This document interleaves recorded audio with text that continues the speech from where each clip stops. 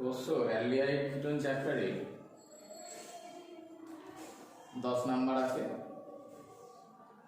Aldehyde এবং ketone চ্যাপ্টারের MCQ প্রশ্ন নিয়ে আলোচনা করব। প্রথম প্রশ্ন যেটা দেওয়া আছে সেখানে আছে অ্যাসিটোফেননের সঙ্গে ব্রোমিনের বিক্রিয়া। অ্যাসিটোফেননের সঙ্গে অ্যাসিটোফেনন,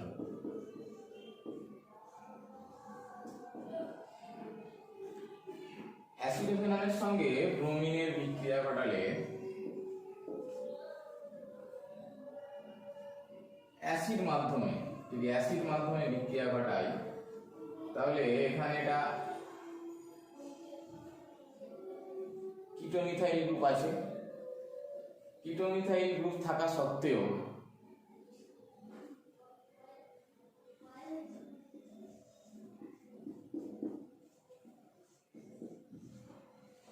তিনটে হাইড্রোজেনকে রিপ্লেস করবে না ব্রোমিন, শুধুমাত্র একটা হাইড্রোজেনকেই করবে। তাহলে এটা অ্যাসিড মাধ্যমে শুধুমাত্র একটা হাইড্রোজেনকেই রিপ্লেস করবে। তাহলে উত্তর হবে সি এরটা। কোনটি টলেন্স পরীক্ষায় সাড়া দেয় না? টলেন্স পরীক্ষায় কারা সাড়া দেয়? টলেন্স রিয়েজেন্টকে বিজারিত কারা করে? যাদের অ্যালডিহাইড গ্রুপ বর্তমান।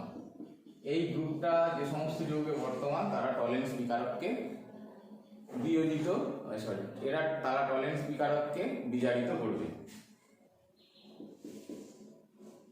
এই যৌগটার অ্যালডিহাইড গ্রুপ আছে, এটারও অ্যালডিহাইড গ্রুপ আছে। সবচেয়ে গুরুত্বপূর্ণ হচ্ছে ফর্মিক অ্যাসিড, এরও কিন্তু অ্যালডিহাইড গ্রুপ আছে। নেই শুধুমাত্র অ্যাসিটোনের। এই অ্যাসিটোনে কোনো অ্যালডিহাইড গ্রুপ নেই। তাহলে একমাত্র অ্যাসিটোন টলেন্স বিকারক পরীক্ষায় সাড়া দেবে না। পরের প্রশ্ন, কোন যৌগটি আয়রোফর্ম বিক্রিয়ায় সাড়া দেয়? যে সমস্ত যৌগের কিটোমিথাইল গ্রুপ থাকে সেই সমস্ত যৌগ আয়রোফর্ম বিক্রিয়ায় সাড়া দেয়। অপশনগুলো দেখলে বুঝতে পারবে শুধুমাত্র ডি অপশনে CH3COOH এই যৌগটা কিটোমিথাইল গ্রুপ আছে, তার মানে অ্যাসিটালডিহাইড। কোনটি ক্যানিজারো বিক্রিয়ায় সাড়া দেবে? ক্যানিজারো বিক্রিয়ায় কারা সাড়া দেয়? যে সমস্ত অ্যালডিহাইড পরমাণুর আলফা হাইড্রোজেন নেই তারা ক্যানিজারো বিক্রিয়ায় সাড়া দেয়। এখানে যে অপশনগুলো আছে তাদের মধ্যে আলফা হাইড্রোজেন নেই শুধুমাত্র Cl, শুধুমাত্র সি এর আলফা হাইড্রোজেন নেই। সি যৌগটাকে আমি একটু ভেঙে দেখাচ্ছি।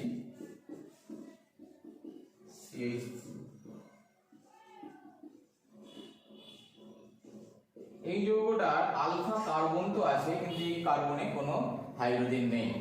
পরের প্রশ্ন, মানে 5 নাম্বার প্রশ্ন, যৌগগুলোর মধ্যে কোনটা সর্বাধিক উদ্বায়ী? এই যে অপশনগুলো দেওয়া আছে এই অপশনের মধ্যে যে যৌগগুলো আন্তরাণবিক হাইড্রোজেন বন্ধন করবে তাদের উদ্বায়িতা কম, আর যে যৌগ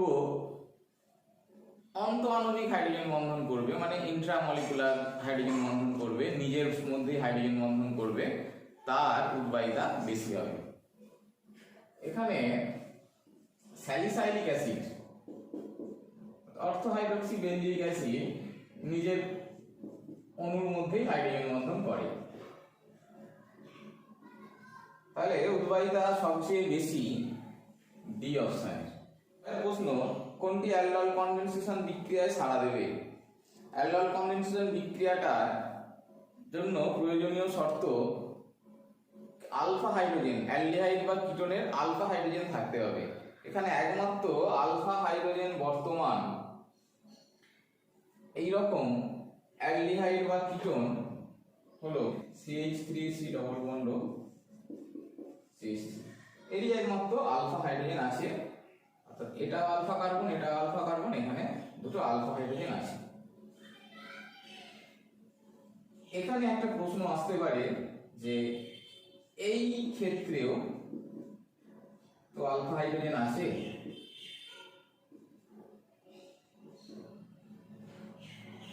COOH। যেহেতু অ্যালডিহাইড বা কিটোন নয় অ্যাসিড, তাহলে এ অ্যালডোল কনডেনসেশন বিক্রিয়ায় সাড়া দেবে না। তাহলে অ্যালডোল কনডেনসেশন বিক্রিয়ায় সাড়া দেবে acetone, option B, B option. এই অপশনগুলো দেওয়া আছে, তার মধ্যে টলেন্স বিকারকে থাকে কোন আয়নটা বা কতগুলো আয়ন বা যৌগ দেওয়া আছে, তাদের মধ্যে টলেন্স বিকারকে থাকে Ag NH3+। এই আয়ন উপস্থিত থাকে টলেন্স বিকারকের মধ্যে। 8 প্রশ্ন, কোনটি HVZ বিক্রিয়া করে না?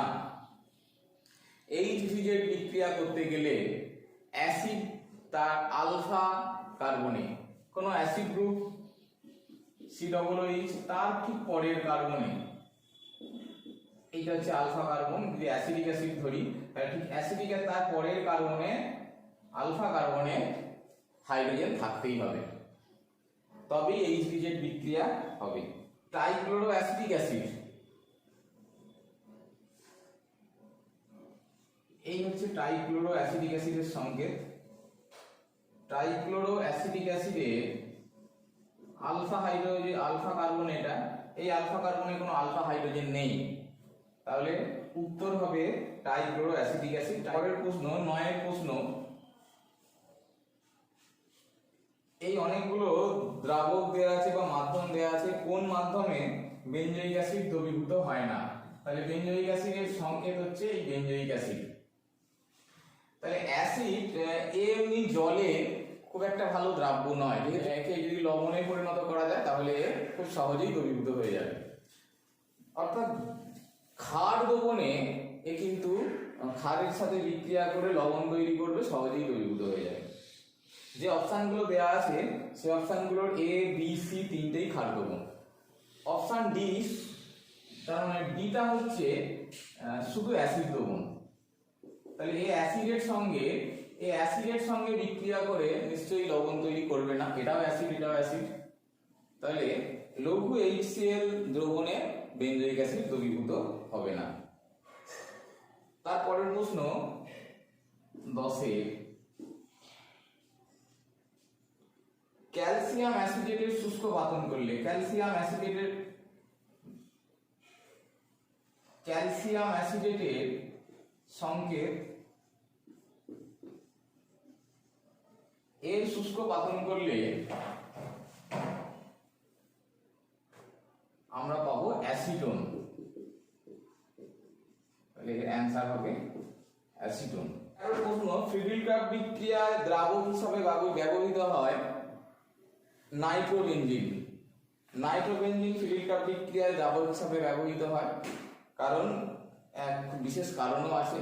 নাইট্রোবেনজিন এর মধ্যে খুব সহজেই ফ্রিডেল-ক্রাফট বিক্রিয়ায় অংশগ্রহণকারী যৌগগুলো দ্রবীভূত হয়ে যায়, এবং আরো বড় কারণ নাইট্রোবেনজিন নিজে ফ্রিডেল-ক্রাফট বিক্রিয়ায় অংশগ্রহণ করে না, কারণ নাইট্রো গ্রুপের উপস্থিতিতে, Nitro group electron withdrawing group, তাহলে নাইট্রো গ্রুপের উপস্থিতিতে বেনজিন বলয়ের মধ্যস্থ ইলেকট্রনের পরিমাণ কমে যায়, বেনজিন বলয়ের সক্রিয়তা কমে যায়।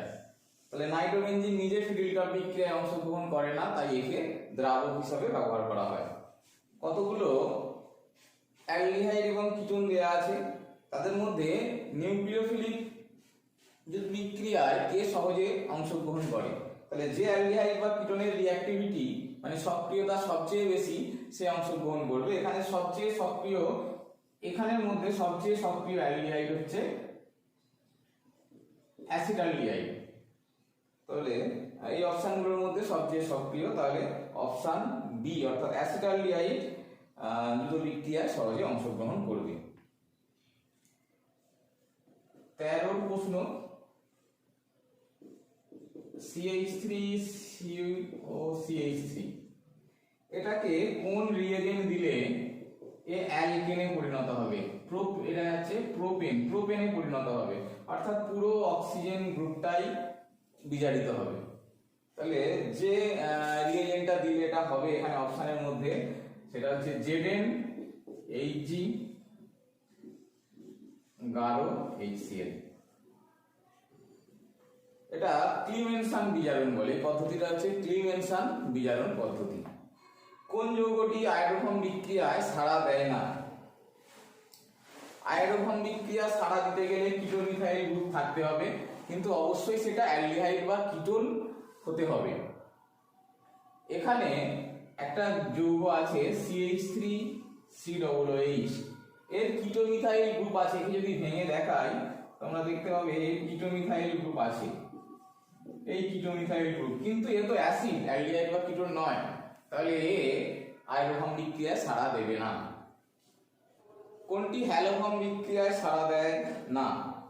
তাহলে হ্যালোফর্ম বিক্রিয়ায় সাড়া দিতে গেলে সেই একই ব্যাপার, কিটোন মিথাইল গ্রুপ থাকতে হবে।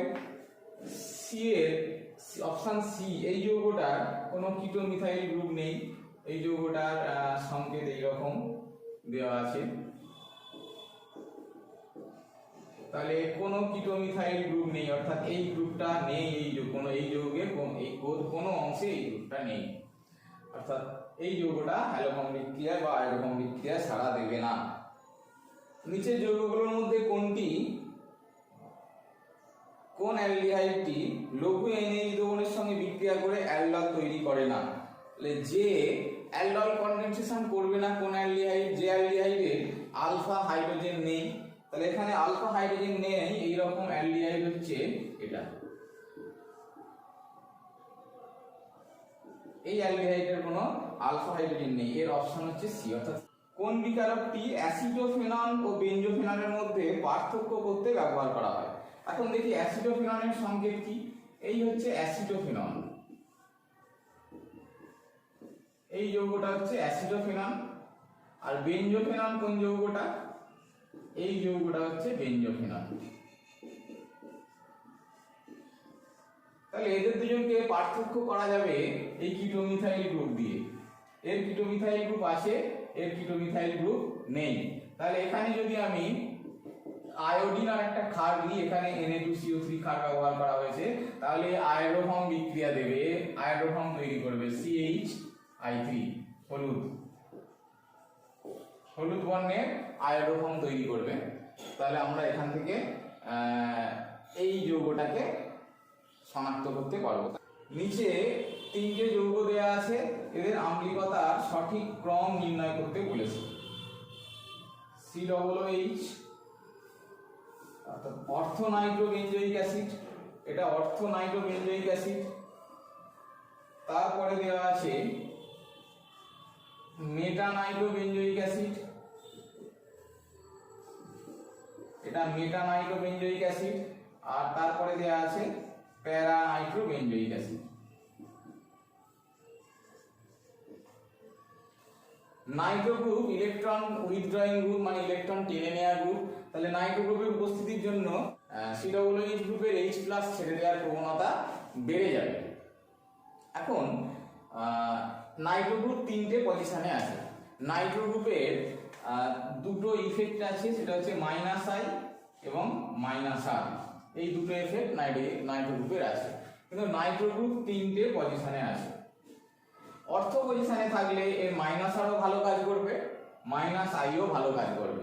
তাহলে অ্যাসিডিটি সবচেয়ে বেশি হবে অর্থোনাইট্রোবেনজোইক অ্যাসিডের। মেটা পজিশনে থাকলে সমস্যাটা কোথায়? এর -I ইফেক্ট কাজ করবে, কিন্তু -R ইফেক্ট কাজ করবে না, এই এফেক্টটা কাজ করবে না।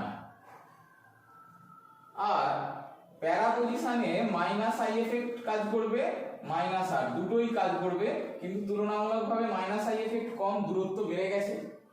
তাহলে এখানে সবচেয়ে অ্যাসিডিক অর্থোনাইট্রোবেনজোইক অ্যাসিড, তার থেকে একটু অ্যাসিডিটি কম প্যারানাইট্রোবেনজোইক অ্যাসিডের, এবং মেটানাইট্রোবেনজোইক অ্যাসিডের অ্যাসিডিটি সবচেয়ে কম। এই প্রশ্নের ক্ষেত্রে সঠিক অপশন হলো বি। কোন বিকারক অ্যালডিহাইড ও কিটোন উভয়ের সাথেই সহজে বিক্রিয়া করে? অপশনগুলো দেওয়া আছে গ্রিগনার বিকারক, ফেলিং দ্রবণ, টলেন্স বিকারক, সিপ বিকারক। এদের মধ্যে ফেলিং দ্রবণ, টলেন্স বিকারক, সিপ বিকারক, এরা তিনজনে শুধুমাত্র অ্যালডিহাইডের সাথে বিক্রিয়া করে। গ্রিগনার বিকারক শুধুমাত্র অ্যালডিহাইড এবং কিটোন দুজনের সাথেই বিক্রিয়া করে। তাহলে এখানে অ্যান্সার হচ্ছে এ। অ্যাসিটোনকে আমি যদি গাঢ় সালফিউরিক অ্যাসিড সহযোগে পাতন করি তাহলে আমরা কি পাবো? অপশনগুলো দেয়া আছে ডাইঅ্যাসিটোন অ্যালকোহল, মেসিটাইল অক্সাইড, মেসিটিলিন, আর কোনোটাই নয়। এখানে উত্তর হবে সি। ফর্মালডিহাইড ও অ্যামোনিয়ার মধ্যে বিক্রিয়ায় ফর্মালডিহাইড HCOH এর সঙ্গে অ্যামোনিয়ার বিক্রিয়ায় তৈরি হয় হেক্সামিথিলিন টেট্রাঅ্যামিন CH2N4। এর ব্যবহারিক নাম ইউরোট্রপিন, এর নাম রাসায়নিক নাম হেক্সামিথিলিন টেট্রাঅ্যামিন, ব্যবহারিক নাম ইউরোট্রপিন। এই যৌগটা তৈরি হয়। পরের প্রশ্ন, কোন বিকারকের সাহায্যে ফর্মালডিহাইড এবং ফর্মিক অ্যাসিডের মধ্যে পার্থক্য করা যায়? ফর্মালডিহাইড এবং ফর্মিক অ্যাসিড এই দুটো আগে গঠনটা আমাকে একটু দেখতে হবে। এই হচ্ছে ফর্মালডিহাইড আর ফর্মিক অ্যাসিডের সংকেত। এই দুটো যৌগের মধ্যে কিন্তু অ্যালডিহাইড গ্রুপ আছে, এখানেও অ্যালডিহাইড গ্রুপ আছে, এর মধ্যেও অ্যালডিহাইড গ্রুপ আছে। তাহলে আমি যে রিয়েজেন্টগুলো অ্যালডিহাইড গ্রুপ দ্বারা বিয়োজিত হয় সেই রিয়েজেন্টগুলো এখানে ব্যবহার করতে পারবো না। দুজনেই কিন্তু টলেন্স বিকারক, ফেলিংস দ্রবণ FeCl3 সঙ্গে বিক্রিয়া করবে। পার্থক্য তৈরি করবে সোডিয়াম বাইকার্বনেট, কারণ এ তো অ্যাসিড। সোডিয়াম বাইকার্বনেট অ্যাসিডের সঙ্গে বিক্রিয়া করবে, সোডিয়াম বাইকার্বনেট অ্যাসিডের সঙ্গে বিক্রিয়া করে কার্বন ডাই অক্সাইড গ্যাসের বুদবুদ তৈরি করবে। কিন্তু এ যেহেতু অ্যাসিড নয়, সে সোডিয়াম বাইকার্বনেটের সঙ্গে বিক্রিয়া করতে পারবে না। তাহলে অ্যান্সার হবে এক্ষেত্রে বি।